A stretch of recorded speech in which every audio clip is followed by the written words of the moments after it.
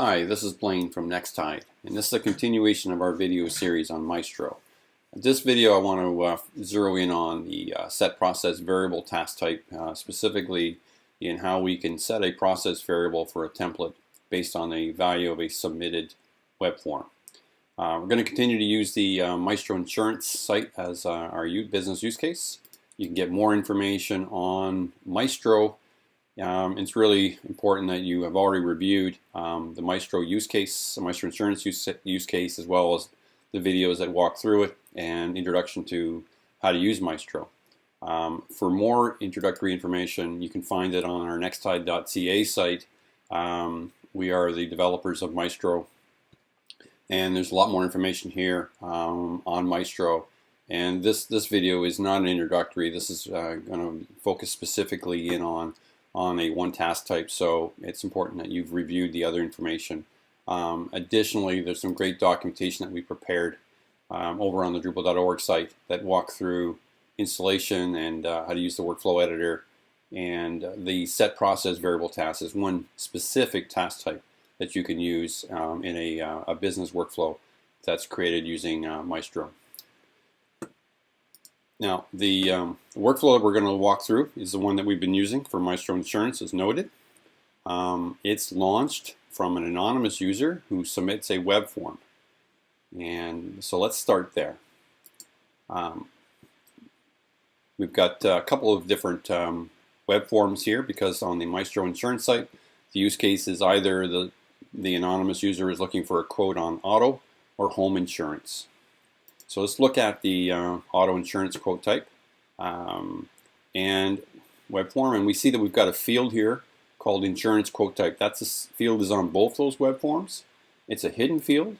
We set it using a static value so that we can pick that up in the workflow later on. And in this case, I want the workflow to know that the web form that was submitted here was the automotive one. If I were to look at the home insurance one, we'll see home insurance as a value that's being set there. Okay, so let's also look at how this web form launches the actual Maestro insurance. So under the handlers for the web form, Maestro comes with a handler to launch a workflow. So let's just edit this. And it's got a label. It's got a message upon success and upon error. And then we've got a drop-down value that says what Maestro insurance what Maestro template do we want to launch? Well, we've only got the one here set up in the system. Additionally, there's some other information here that is important. So it says Maestro will use a default unique identifier called submission.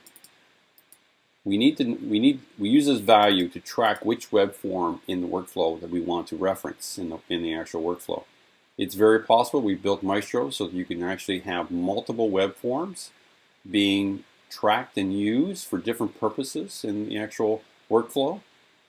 And the one that launches Maestro is going to be called submission.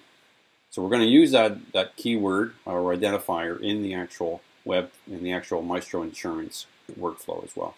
So let's just close this down. Let's take a look over here at the actual template. As noted, when the web form is submitted, it's going to launch this workflow. It's going to start and it's going to branch off into two different task types in parallel. This one is going to create a user for us because, as noted, it's an anonymous user that submits the workflow. And I need to know later on who that user is. I need an email address. I want to be able to assign them tasks. I want to be able to send them email notifications, etc. So we create a user for that user. And at the same time, we want to know what web form was submitted. Was it the automotive insurance or was it the home insurance? Because I'm going to set a process variable, and then later on in the workflow, I'm going to branch depending on the value of that process variable. So what does this look like? Let's edit this task type.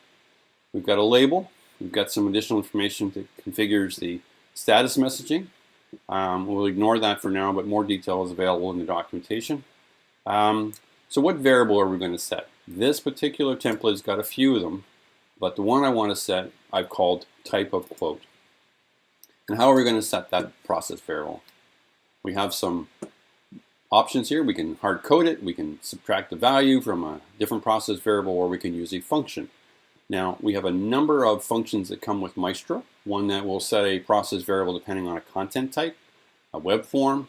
You can create your own functions as well. The functions all got a similar name.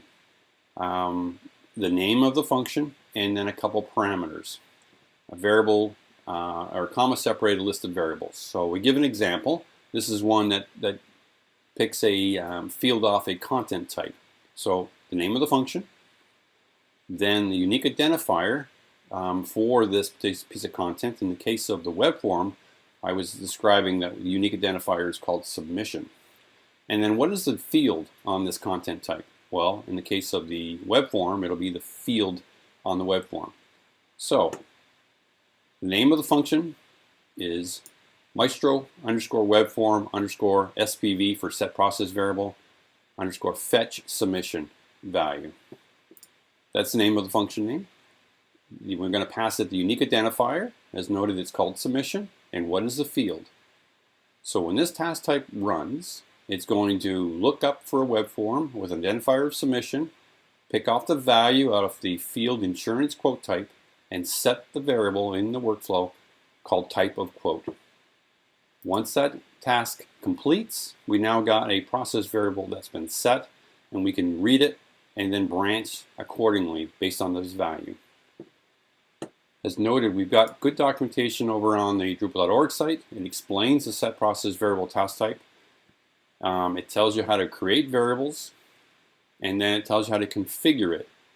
And we give a couple of examples, hard-coded, through a subtraction or addition of a value, and then it gives you an example of using a function. And then we have the two different types described here. The content type, one is explained in more detail, and then the web form task type, set process variable task type is very, very similar. Okay, so there's good explanation there, but this video should go a long way into providing a good use case for this task type. Thank you very much.